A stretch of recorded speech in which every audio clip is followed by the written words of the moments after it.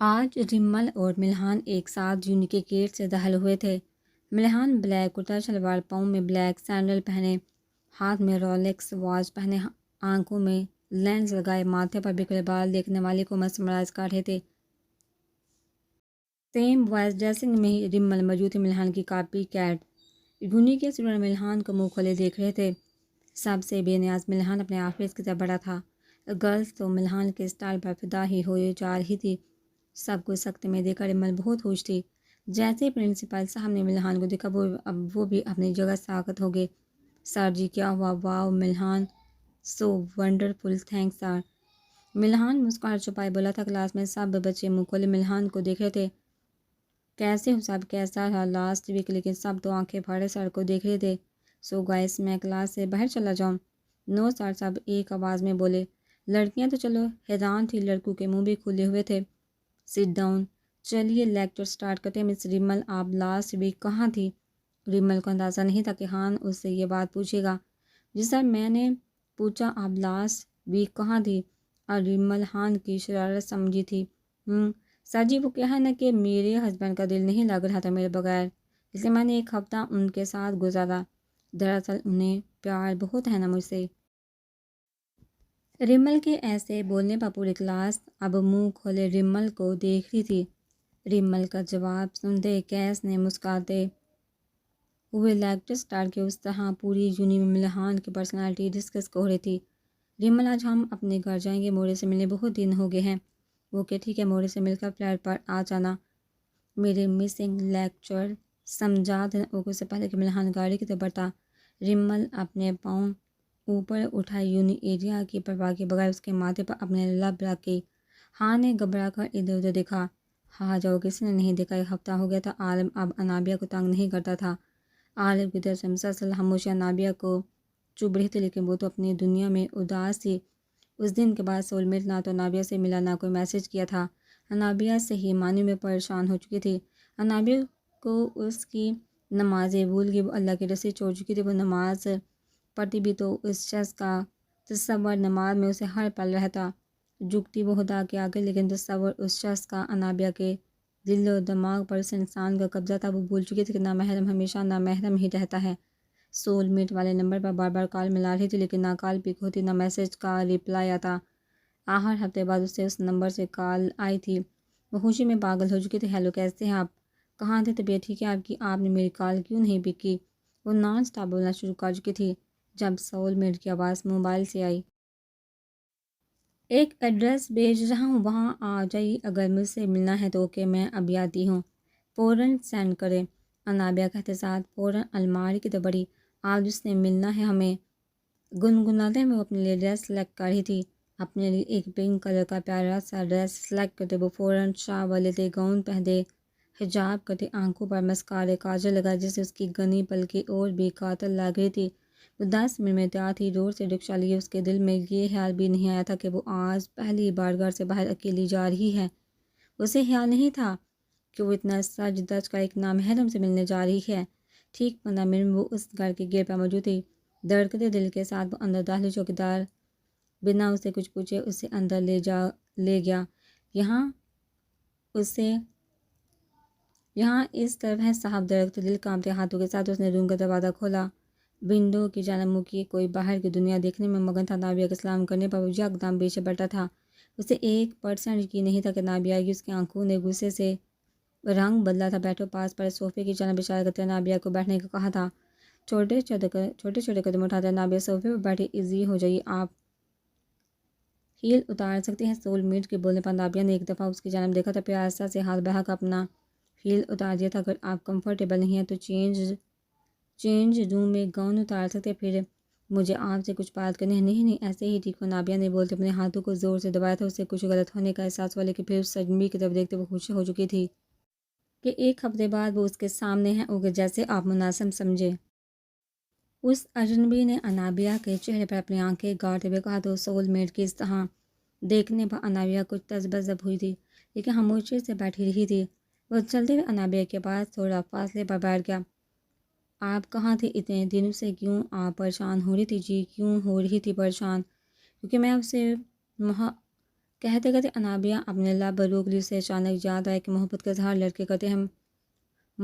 کیا بات پوری کرے کہتے وہ انابیہ کے ساتھ جڑ کر بیٹھا. اس طرح بیٹھنے پر انابیہ تھوڑا سا پیچھے کو ہوئی تھی لیکن اٹھی نہیں تھی. اندر کہیں انابیہ کا ضمیر چیخا تھا کہ یہ غلط ہے، لیکن انابیہ خاموش بیٹھی تھی. انابیہ کی خاموشی دیکھ کر وہ انابیہ کا ہاتھ پکڑ اپنے ہونٹوں سے لگا گیا. اچانک سے انابیہ کھڑی ہوئی. اس سے یکدم احساس ہوا کہ وہ اس لڑکے کے ساتھ اکیلی ہے. ادھر مجھے واپس جانا. واپس؟ ابھی تو آئی، ابھی تو ملاقات بھی نہیں ہوئی اچھے سے. تھوڑی دیر رک جائیے. نہیں مجھے واپس جانا. یکدم اسے اجنبی نے انابیہ کو کھینچتے ہوئے اپنے سینے سے لگایا تھا، لیکن انابیہ سے دھکا دیتی اس کے منہ پر تھپڑ مار کر جانے لگے. لیکن اجنبی نے پیچھے سے اس کا ہاتھ پکڑا اور تمساح اڑانے والے انداز میں بولا، ارے کیا ہوا؟ میرا چھونا برا لگا؟ جب اس دن ہدبا کا میرے سینے سے لگی تھی، جب ہفتے پہلے میں نے تمہاری آنکھوں پر بھروسہ دیا تھا، تب تو کچھ نہیں کہا تھا. میں نے تمہیں پہچاننے میں بہت غلطی کر دی، بہت بڑی. تم وہ نہیں ہو جسے میں نے چاہا. میرا آئیڈیل ایسا نہیں ہو سکتا. انابیہ خود کو مضبوط بناتے ہوئے بولی، ارے آئیڈیل کی بات کر ہی ہیں آپ؟ میرا عشق تھی آپ. میں نے خود سے زیادہ آپ کو چاہا، لیکن مجھے یقین تھا کہ آپ کبھی راستہ نہیں بھٹکیں گی. لیکن آپ ایک نامحرم کی محبت میں اپنے رب کو بھول بیٹھی. آپ ایک نامحرم کے اس قدر قریب آ گئے کہ اس کے ساتھ تنہا اس روم میں موجود ہیں. وہ کچھ بھی کر سکتا ہے آپ کے ساتھ، کچھ بھی. اس شخص کی باتوں سے انابیہ کی آنکھیں کھلی تھی. نہیں میں ایسی نہیں ہوں. انابیہ نے انکار میں سہ لاتے ہوئے کہا، جبکہ اس کی آنکھیں آنسو سے بڑی ہوئی تھی. ارے آپ بھی ایسی ہی ہیں. اس گاؤن کے پیچھے آپ میں بھی ایک ایسی لڑکی چھپی ہے جو نامحرم کی محبت میں کچھ بھی کر سکتی ہے. اجنبی نے انابیہ کا مذاق اڑاتے ہوئے کہا، نہیں. انابیہ روتے ہوئے چیخی تھی، میں کچھ غلط کرنے نہیں آئی تھی. جتنا غلط ہو چکا تھا اس سے زیادہ کچھ غلط ہونا باقی رہ چکا ہے کیا؟ جائیے، چلی جائیے یہاں سے. اس سے پہلے میں اپنا ضبط کھو دوں. انابیہ کی طرف بڑھتا اس کا نقاب اوپر کرتے اس سے باہر کی جانب دھکیل گیا. غصے میں بھی اس شخص کو فکر تھی کہ انابیہ کو بے نقاب کوئی نہ دیکھ پائے. انابیہ روتے ہوئے باہر کی جانب آگئی. جتنا کڑوا آج وہ بولا تھا، شاید انابیہ کی حالت دیکھتے یہ ضروری تھا. انابیہ کے جاتے اس اجنبی نے اپنا رومال اتار کر پھینکا. وہ کیوں ہو گیا ایسی؟ کیوں وہ نامحرم کی محبت میں اس حد تک آگے بڑھ گئی کہ صحیح غلط سب بھول گئی؟ وہ غصے میں ٹارچر روم کی جانب بڑھا. ادھر وہ ایک بلنڈر کر چکا تھا جس کا اندازہ اسے بہت جلدی ہونے والا تھا. عارف کو سمجھ نہیں آ رہی تھی کہ کون ہے وہ لڑکا جو انابیہ کی حفاظت کر رہا تھا. ہیلو شکورے، تیرے مدد کی ضرورت ہے. ہم بات سمجھ گیا کیا کرنا ہے. شکورے سن لڑکی کی طرف بری نظر سے مت دیکھیے. دیکھنا ٹھیک ہے یار، اوکے پھر چلتے ہیں. پھر ملتے ہیں. انابیہ روتے ہوئے سڑک پر بھاگے جا رہی تھی. تھوڑی ہی آگے بڑھی تھی کہ کسی نے اس کے منہ پر کلوروفارم لگا رومال رکھتے اسے بے ہوش کر دیا تھا. جو کوئی بھی تھا انابیہ کو باہوں میں اٹھائے حفاظت سے حذف سے لے کر غائب ہو گیا تھا. اب بات سن لڑکی کو ہوش آنے سے پہلے بنا اس کی ویڈیو ذرا اس کے عاشق سے پہلے ہم مزہ لے. لیکن ابھی اس نے انابیہ کے نقاب کی طرف ہاتھ بڑھایا تھا کہ عارف اندر داخل ہوا تھا. وہ شکورے ہاتھ نہیں لگانا، ہاتھ توڑ دوں گا. ارے عارف یار کیا ہو گیا؟ مست مال لگ رہا ہے، مجھے بھی مزہ لینے دے. شکورے کی بات سنتے عارف نے ایک زوردار پانچ اس کے منہ پر مارا تھا. شکورے، میں نے کہا نا کہ اس کے بارے میں ایسی کوئی بات نہ کرنا. پھر بھی شکورہ اپنا غصہ ضبط کرتا باہر کو بڑھا تھا. اس سالے کو تو میں بعد میں دیکھ لوں گا کہتے وہ اپنے آدمی لیتا باہر کو نکل گیا. بہت انتظار کیا ہے جانمر تمہارا، آج تو تمہارا حسین مکھڑا دیکھ کر ہی رہوں گا کہتے ساتھ ہی اس نے انابیہ کے چہرے سے نقاب ہٹا دیا تھا. رونے کی وجہ سے اس کا کاجل پھیل کر اس کی آنکھوں کو مزید نکھار رہا تھا. واو! انابیہ کو دیکھتے اس کی آنکھوں میں ہوس بڑی تھی. مال تو مست ہے. اس نے انابیہ کا گاؤن اتار کر سر پر پھینکا تھا اور ہاتھ اس کے اسٹالر کی طرف بڑھا کر پنس اتار دی تھی. انابیہ کے جسم پر نظر پڑتی اس کی آنکھوں میں چمک آئی تھی. اب اور صبر نہیں ہوتا، جلدی سے اسے ہوش میں لے کر عارف. بے ہوشی میں وہ مزہ کہاں جو ہوش میں آئے گا. عارف نے کہتے ہی ایک کرسی پکڑ انابیہ کے بازو بیلکرون سے باندھی اور پانی سے بڑھ جا کر انابیہ کے اوپر پھینکا. پانی پھینکنے کی وجہ سے انابیہ کی پنک قمیض اس کے جسم سے چپک گئی. انابیہ کی نظر آنکھیں کھولتے ہی چھت سے ٹکرائی تھی. پہلے تو اس نے ناسمجھی سے ادھر ادھر دیکھا. آج والا واقعات ذہن میں آتے اس نے اٹھنے کی کوشش کی، لیکن سامنے عارف کو دیکھتے انابیہ کو اپنی جان جاتی ہوئی محسوس ہوئی. اس نے جلدی سے اٹھنے کی کوشش کی، لیکن یہ کیا؟ اس کے ہاتھ کسی چیز سے بندھے ہوئے تھے. نہیں پلیز، مجھے کیوں لائے ہو جہاں؟ چھوڑو مجھے، میرے ہاتھ کھولو، خدا کا واسطہ ہے تمہیں، چھوڑ دو مجھے، جانے دو. انابیہ نے عارف سے بھیک مانگنے والے انداز میں کہا. ہا اب آئی نا لائن پر. اب آئے گا مزہ جب میں تیرے ساتھ اپنی رنگین رات کروں گا۔ پیار سے بات کرنے کی کوشش کی تو سالی نہرا دکھا رہی تھی۔ عارب نے حواسہ سے لبوں پر زبان پھیرتے ہوئے کہا۔ پانی گرنے کی وجہ سے انابیہ کا گلا بھیگ چکا تھا اور عارب انابیہ کو دیکھتے مست ہو رہا تھا۔ عارب انابیہ پر رکا، اس کے بدن پر ہولے ہولے اپنا ہاتھ چلانے لگا۔ نہیں نہیں پلیز مت کرو ایسا۔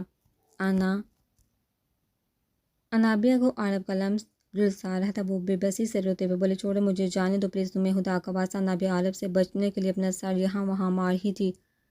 ہاتھ بندھے ہونے کی وجہ سے وہ بے بسی اور یہ چھوڑ دوں گا، پہلے مزے تو لینے دو۔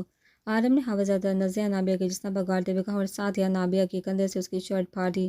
ایک چیخ انابیہ کے منہ سے نکلی تھی، نہیں مت کرو، اللہ کا واسطہ مت کرو، یا اللہ مدد کر، میں بھٹک گئی تھی لیکن اللہ یہ رسوائی قسمت میں نہ لکھ کر روتے ہوئے وہ اللہ سے بس ایک ہی فریاد کرتی، لیکن عارب مست سا اس کے اوپر جھکا، اس کی گردن پر اپنی ہوس کے نشان چھوڑنے لگا۔ نہیں کرو پلیز۔ انابیہ مسلسل چیخ رہی تھی۔ روتے روتے انابیہ کا گلا بیٹھ گیا تھا اور وہ کمزور پڑتے نڈھال ہوئی۔ بس اب اور صبر نہیں، کہتے ہی عارب نے انابیہ کی شرٹ کا گلا مزید پھاڑ دیا تھا، جس سے انابیہ کے نشیب و فراز ظاہر ہونے لگی۔ اس بار انابیہ کی چیخ پہلے سے زیادہ زور کی تھی۔ انابیہ مسلسل اپنے ہاتھ چھڑوانے کی کوشش کر رہی تھی۔ رسی رگڑنے کی وجہ سے اس کے نازک کلائیاں خون سے بڑھ گئی تھی۔ لگتا ہے تمہارا منہ بھی بند کرنا پڑے گا، عارب کہتے انابیہ کے لبوں پر جھکا تھا، لیکن اس سے پہلے کہ اس کے لب انابیہ کے لبوں کو چھوتے تھا کے ساتھ دروازہ کھلا تھا اور کوئی باغ کا اندر داخل ہوا تھا۔ تیری ہمت کیسی ہوئی؟ انابیہ کو ہاتھ لگایا تو نے؟ اسے ہاتھ لگا کر تو نے اپنی موت کو دعوت دیا؟ انابیہ والا آنے والا عارب پر ٹوٹ پڑا تھا۔ مکے غصے سے عارب لہولہان ہوتا بے حال ہو کر نیچے گرا تھا اور جلدی سے انابیہ کی طرف مڑا، جو آنکھیں باندھ کے مسلسل رو رہی تھی۔ انابیہ کی حالت دیکھ کر اس کا خون کھولا۔ انہیں صوفے کا کور اتارتے انابیہ کے بدن کو ڈانپا، اس کے ہاتھوں کو رسیوں سے آزاد کرنے لگا تھا۔ انابیہ نے تھوڑی سی آنکھیں کھول اپنے مسیحا کو دیکھا تھا، لیکن وہ دیکھ کر حیران ہے کہ کیونکہ سامنے والا جو بھی تھا اسے انابیہ پہلی بار دیکھ رہی تھی۔ انابیہ روتے ہوئے اپنے مسیحا کے سینے سے لگی تھی۔ چپ، میں جان سے مار دوں گا اسے جس نے تمہاری یہ حالت کی۔ لیکن انابیہ بے حال ہوتی اس کی باہوں میں جھول گئی۔ اس نے جلدی سے انابیہ کو باہوں میں اٹھاتے اچھے سے کور کیا اور باہر کھڑے اپنے ساتھی کو عارب کو ٹارچر روم لے جانے کا کہتے خود جلدی سے باہر کی چلنا بڑھا۔ انابیہ کی حالت دیکھ اس کا دل کر رہا تھا خود کو جان سے مار دے، وہ کیوں اتنا لاپرواہ ہو گیا، اپنا ہاتھ سٹیئرنگ پر مارتے خود کو اذیت دیتے وہ پاگل ہوتا۔ سوچ رہا تھا کیا فائدہ اس کی اتنی سیکیورٹی کا، آج اس کا عشق بے لباس ہو چکا تھا۔ جلدی سے گاڑی اپنے فلیٹ پر روکتے وہ اندر کو بڑھا تھا، جہاں سامنے اس کی آپا اور سر کھڑے تھے۔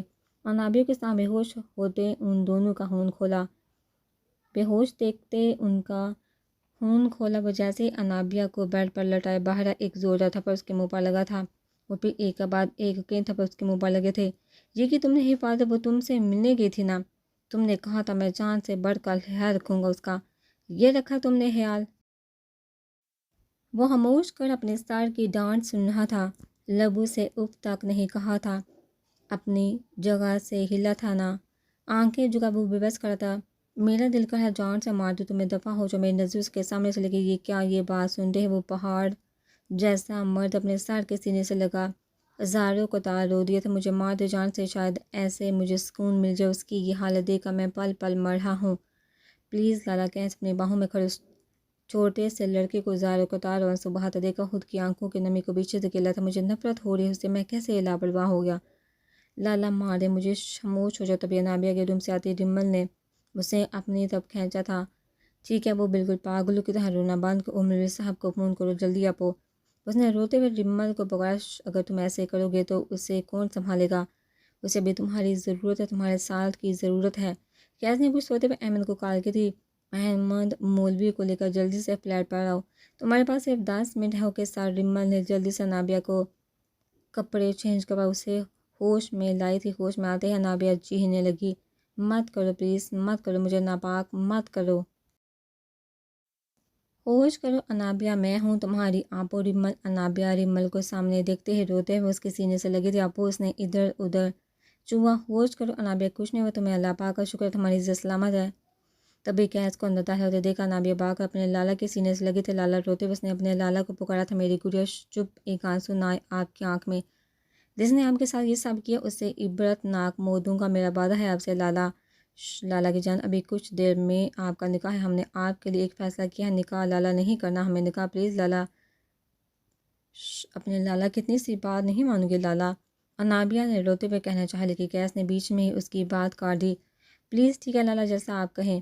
انابیہ نے کیس کے آگے اپنا سر جھکا دیا۔ پھر کب مولوی آئے، کب اس کا نکاح ہوا، کس سے ہوا، اسے کچھ خبر نہیں۔ انہیں خاموشی سے سائن کر کے رضامندی دے دی تھی۔ ریمل نے اسے نیند کی ٹیبلٹ دے کر سلا دیا تھا۔ کیس کا بس نہیں چل رہا تھا کہ وہ اس لڑکے کو جان سے مار دے جس نے اس کی جان سے پیاری بہن کا یہ حال کر دیا، لیکن بیبی کی قسم نے اسے روکنے پر مجبور کر دیا۔ پلیز لالا، اس نے میری بیا کو نقصان پہنچایا، اسے موت کے گھاٹ میں اتاروں گا، اسے اتنی تکلیف دوں گا کہ وہ موت کے لیے تڑپے گا۔ لیکن جیسے ہی بیبی ٹارچر روم میں داخل ہوا تھا وہ لڑکا غائب تھا۔ احمد کہاں ہے وہ لڑکا؟ چھوٹے مالک حمود ادھر چھوڑ کر گئے تھے اسے۔ احمد تم ایک لڑکا نہیں سنبھال سکے، ریمل دیدی آئی تھی چھوٹے لالا۔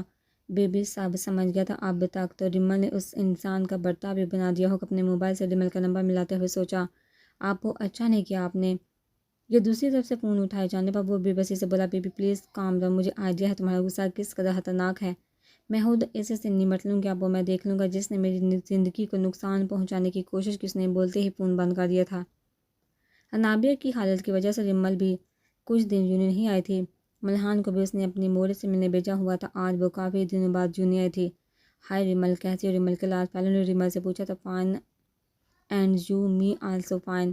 وہ ریمل میں نے تم سے سر ملحان کا پوچھنا تھا۔ ہم پوچھو کیا پوچھنا ہے، وہ اب تم تو شادی شدہ ہو تو سر ملحان ساتھ میری سیٹنگ کروا دو، کیونکہ پہلے تو تم سر کو بیٹری اور پتہ نہیں کیا کیا کہتی تھی۔ ارے یار اب دیکھیے نا سر کی پرسنالٹی، ایسا ایک بھی لڑکا نہیں یونین میں، تو اب ان پر میرا دل آ گیا۔ رباب حسن پرست لڑکی تھی، ملحان کا حسن دیکھ کر وہ پھسل گئی تھی۔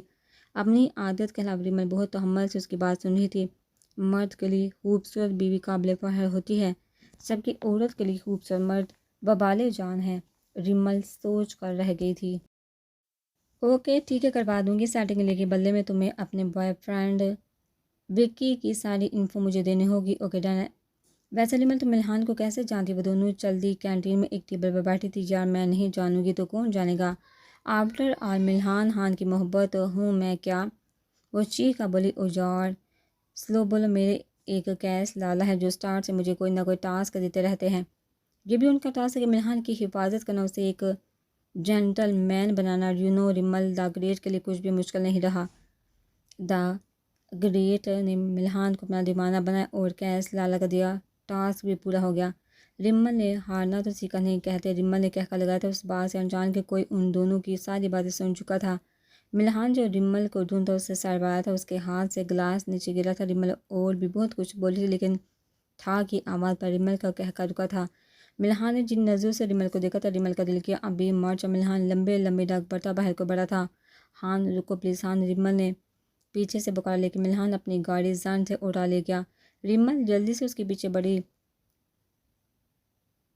تھی۔ گارڈ پہنچتے ملحان نے غصے میں پورا کمرہ بکھور دیا۔ کیوں کیا ایسا؟ وہ غصے سے چلایا، میری محبت کا مذاق بنا دیا، کیوں کیا تم نے ایسا؟ میں نے کہا تھا آؤ آ کر مجھ سے محبت کرو، مجھے سنوار، مجھے ایسا بناؤ، مجھے خوش تھا، میں خوش تھا اپنی زندگی میں تم آئی اور پھر میں نے زندگی کو جینا سیکھا۔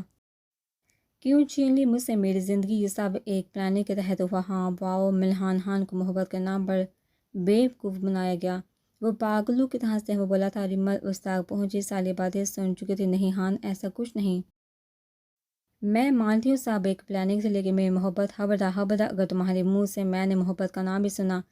ملحان غصے سے دارا، تم محبت کی بات کرتے ہو جسے انسانیت کا نہیں پتہ، جسے یہ نہیں پتہ کہ کسی کی فیلنگ، اس کے ایموشنز کا مذاق بنایا اسے موت دینے کے برابر ہوتا ہے۔ ارے میرے پاس آ کر ایک بار کہہ دیتی، میرے اس نام نہاد بھائی نے بھیجا، میں ویسے ہی تمہاری بات مان لیتا، لیکن تم نے میری محبت، میرے عشق کا مذاق بنا دیا۔ ملحان بے بسی سے اپنے بال نوچتے ہوئے بولا، پر ہاں کیا کہتی تھی تم؟ فطور ہے تمہیں میرے عشق کا فطور، اب تم میرا دیکھو گی جدائی کا فطور، بے وفائی کا فطور، اب میں تمہیں بتاؤں گا اصل فطور کیا ہوتا ہے۔ ہان پلیز نام مت لو اپنی زبان سے میرا۔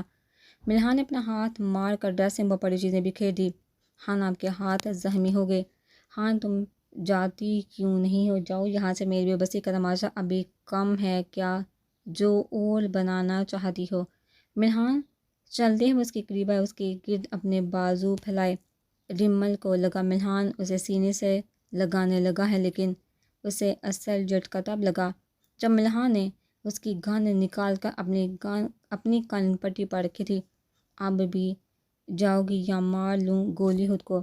ارے نہیں، دماغ نہیں، اس دل پر گولی چلاؤں گا جس میں تم بستی تھی۔ نہیں ہان، پلیز نہیں۔ میں جا رہی ہوں، ریمل نے روتے ہوئے بولا۔ یہ گن پھینک دو، میں بس جا ہی رہی ہوں۔ ملحان نے ریمل کو بولتا دے کر گولی اپنی ٹانگ پر چلائی۔ اگر ریمل جنونی تھی تو آج ملحان کا جنون بھی ریمل دیکھ چکی تھی۔ ہان نہیں، جاؤ یہاں سے، آئی سیٹ لیو، وہ غصے سے چلایا۔ میں جا رہی ہوں، پلیز اب دوبارہ مت کرنا کچھ خود کو، پلیز گیٹ آؤٹ۔ ریمل کے باہر نکلے ملحان کے چیخنے کی آوازیں باہر تک آنے لگی۔ کیوں آئی تم میری زندگی میں؟ کیوں اللہ، کیوں ہوا ایسا؟ میں نے تو محبت گرد پھر کے دھوکا، اللہ جی۔ ملحان نے بے سہارا روتے ہوئے اپنے رب کو پکارا۔ ریمل نے باہر نکلتے اپنے پارٹنر کو فون کیا۔ Hello partner please. ہان ریمل سے بولا بھی نہیں جا رہا تھا۔ ریمل کیا ہوا ہے؟ پلیز چپ کر کے بتا مجھے، تمہاری کسی بات کی سمجھ نہیں آ رہی۔ ہان نے خود کو گولی مار لی۔ واٹ، کہاں تم اور ملحان کہاں ہے؟ میں ابھی آتا ہوں، پلیز تم جلدی آ جاؤ۔ اس نے خود کو روم میں بند کر لیا ہے اور مجھے اندر بھی نہیں جانے دے رہا۔ اوکے میں آتا ہوں، ٹھیک بندہ میرے بعد۔ پارٹنر بھاگتے ہوئے اندر داخل ہوا۔ ادھر اس روم میں ہے ہان۔ ریمل نے کمرے کی طرف اشارہ کیا۔ پلیز، اس کا بہت خون بہہ رہا ہے، اسے ہاسپٹل لے جاؤ۔ ملحان اوپن دا ڈور۔ ملحان میرے بھائی میرجان، پلیز دروازہ کھولو۔ ملحان خون زیادہ بہنے کی وجہ سے بے ہوش پڑا تھا۔ کیس دروازے کو زور سے دھکا دیتے ہوئے اندر داخل ہوا۔ ریمل گاڑی سٹارٹ کرو، میں اسے لے کر آئی، اسے ہاسپٹل لے کر جانا۔ کیس ملحان کی حالت دیکھتے وہیں سے چلایا۔ جلدی میں یہ بھی بھول چکا تھا کہ اس نے بھی میڈیکل پڑھا ہوا ہے۔ کیس جلدی سے ملحان کو اٹھاتے باہر کی جانا پڑا، لیکن ریمل کو سکتے میں دے کر چلایا۔ ریمل پاگل ہوگی، ہماری ذرا سی بھی دیر ملحان کی جان لے سکتی ہے۔ میں بھی آئی۔ ریمل نے بھاگ کر گاڑی سٹارٹ کی، لیکن ریمل کی مسلسل کپکپانے سے اس سے گاڑی سٹارٹ نہیں ہو رہی تھی۔ اوہ شٹ، ریمل پیچھے آؤ تم، میں کرتا ہوں ڈرائیو۔ کیس نے ڈرائیونگ سیٹ پر بیٹھتے ہی گاڑی فل سپیڈ میں بھگائی۔ 5 منٹ میں وہ ہاسپٹل کے آگے تھے۔ پلیز ڈاکٹر، یہ دیکھیے پلیز میرا بھائی ڈاکٹر کیس، آپ گھبرائیے نہیں، پلیز نرس انہیں فوراً ایمرجنسی میں لے جاؤ۔ اور آپریشن کی تیاری کا آپریشن سٹارٹ ہوئے 20 منٹ ہو چکے تھے جب نرس بھاگتے ہوئے بڑھے۔ آپ پلیز بلڈ ارینج کریں۔ نیگیٹو، میرا بلڈ لے لو، بھائی ہے وہ میرا، میرے خون کا ایک ہی قطرہ لے لو، لیکن پلیز میرے بھائی کو کچھ نہ ہو۔ چلیے آپ میرے ساتھ، خون دیتے ہی کیس باہر آیا۔ لالا آپ پلیز بیٹھ جائیے، مر نہیں جاؤں گا میں۔ ریمل میں نے تمہیں پہلے کہا تھا، اسے آنچ بھی نہیں آنی چاہیے۔ کیا کیا ہے تم نے اس کے ساتھ؟ لالا میں نے کچھ، ریمل مجھے سچ جانا ہے۔ تبھی ڈاکٹر روم سے باہر نکلے۔ آپ کا بھائی اب ہتھیار سے باہر، آپ تھوڑی دیر بعد ان سے مل سکتے ہیں۔ ڈاکٹر پلیز، کیا میں ابھی مل سکتا ہوں؟ اوکے، لیکن دھیان رکھیے گا ان کے پاس شور نہ ہو۔ تمہیں میں بعد میں پوچھنا۔ کیسے ریمل سے کہتا اندر کی جانا بڑا پیچھے۔ ریمل اپنی بے بسی پر آنسو بہاتی دیوار کے ساتھ لگ کر بیٹھ گئی۔ ملحان میرے بھائی کیا حال بنا لیا ہے تم نے اپنا؟ کیس ملحان کا ہاتھ پکڑے اس سے باتیں کر رہا تھا۔ جب ملحان کو ہوش آیا، ہاتھ چھوڑو میرا ہان، میں تمہارا لالا، میرا کوئی بھائی نہیں۔ ہاتھ چھوڑو ہان، لالا کی جان۔ تبھی ملحان نے غصے سے ہاتھ میں لگی ڈرپ کی سوئی نکال کر پھینکی اور چلایا۔ جائیے یہاں سے، میرا کوئی بھائی نہیں۔ ہان پلیز نہیں کرو ایسا، اتنے سالوں بعد ملے ہو، اپنے لالا کے سینے سے نہیں لگو گے؟ کیس نے زبردستی ملحان کو پکڑ اپنے سینے سے لگایا۔ ناراضگی اپنی جگہ، لیکن اتنے سالوں بعد اپنے لالا کے سینے سے لگتے ملحان بلک بلک کر رونے لگا۔ کیس کی آنکھوں سے آنسو ٹوٹ کر ملحان کے بالوں میں جذب ہوتے۔ لالا کی جان خاموش ہو جاؤ، تمہارے آنسو لالا کو تکلیف دیتے۔ جھوٹ بولتے ہیں، کیوں چھوڑ کر گئے؟ پھر مجھے پتا تھا آپ کو میں نہیں رہ سکتا، آپ کے بغیر آپ تو میرے سایہ ہے نا، ہم تو ایک دوسرے کی جان تھے، کیوں چھوڑا مجھے؟ ہان پلیز، یہ وقت ان باتوں کا نہیں ہے، تمہاری طبیعت ٹھیک نہیں، پہلے دوائی کھا لو پھر بات کرتے ہیں۔ کیس نے زبردستی اسے ٹیبلٹ دی اور اس کے بالوں میں ہاتھ چلاتے اسے سلا دیا۔ کیس جو پہلے اپنی گڑیا کی جدائی اور نابیہ کی حالت سے بے بس، اپنے بھائی کی حالت دیکھا وہ اور بے بس ہو گیا تھا۔ یا اللہ کیا کروں، کیوں اتنا بے بس ہو گیا ہوں میں؟ یا اللہ میرے بھائی کو کچھ نہ ہو، اسے میری بھی زندگی لگ جائے، بس بہت دیکھ لیا میں نے سب کی طرف، اب میں بتاؤں گا کیس سب کو۔ کیس کیا ہے؟ کیس نے سب کی محبت میں خود کو بلا دیا، میرے حال ہے کہ مجھ سے میری خوشیاں چھینی گئی۔